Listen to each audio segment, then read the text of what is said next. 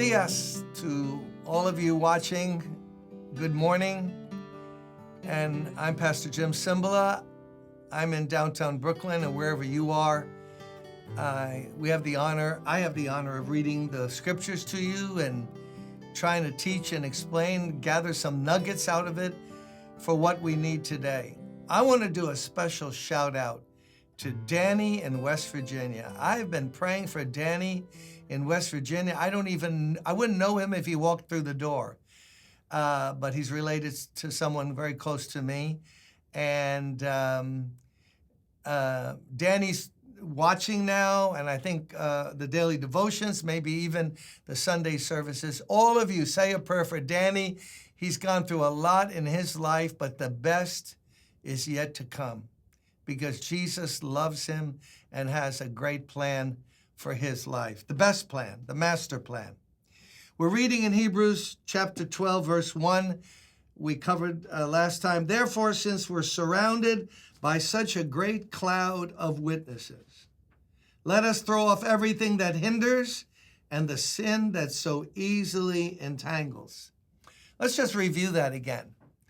A great cloud of witnesses. It's not clear whether they're in the stands, some seats in heaven watching and knowing everything going on down there, or if it's more symbolically.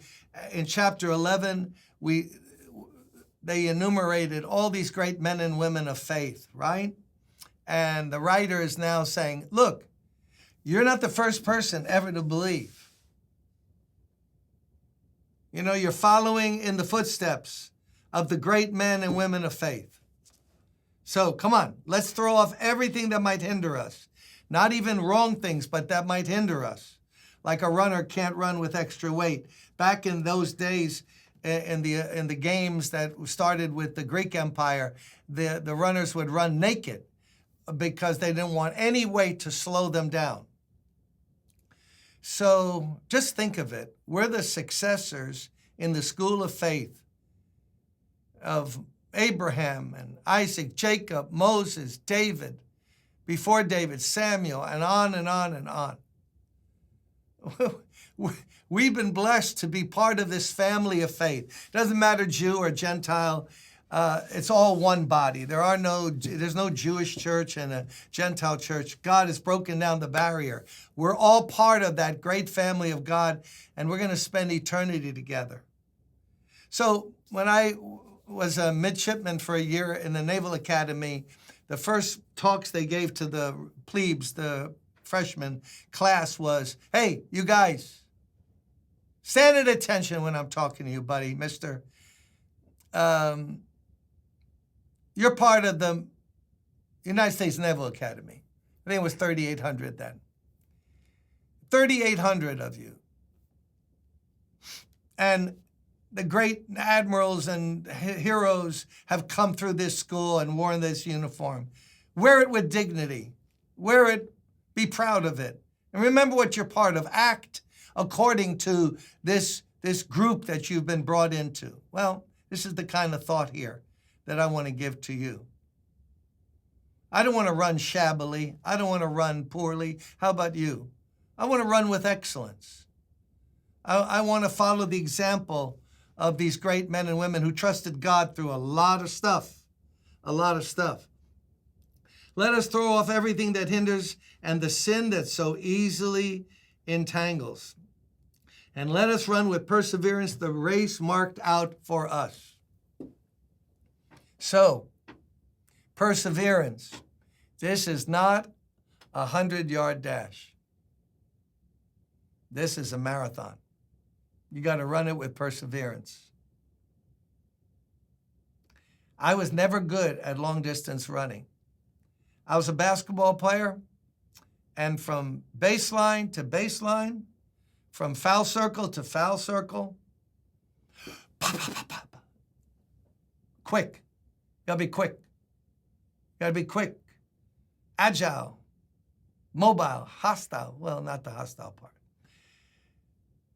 But if you put me in a long run, guys that I could outrun on the basketball court, no. I just wasn't made for that. And one of the things was I didn't seem to have the wind and the endurance. That's what I didn't have. So when I grew up on Parkside Avenue in Brooklyn, whenever I would run around the corner from the candy store where I would get stuff, and I would go in front of an apartment building, which was 2 buildings away from our house, there was a span of pavement there that I would pop, pop, pop, run as fast as I could at 8, 9, 10, 11 years old. I mean, I was flying at it. It wasn't so long, but I tried to develop speed.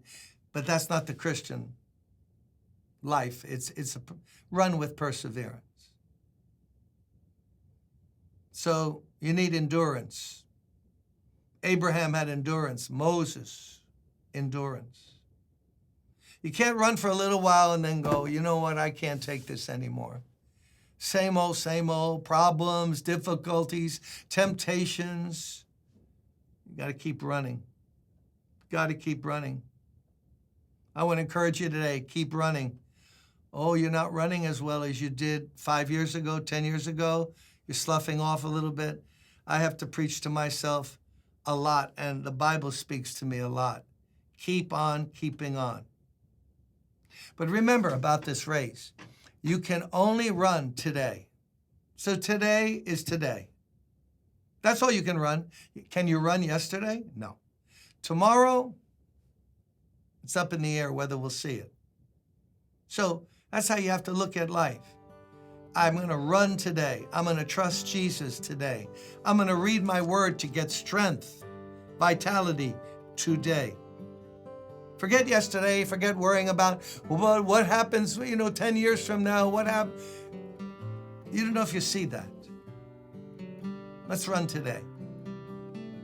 Come on, I'm here telling you, let's run today with perseverance, the race marked out before us. Christianity is a race. It has obstacles. There's diversions.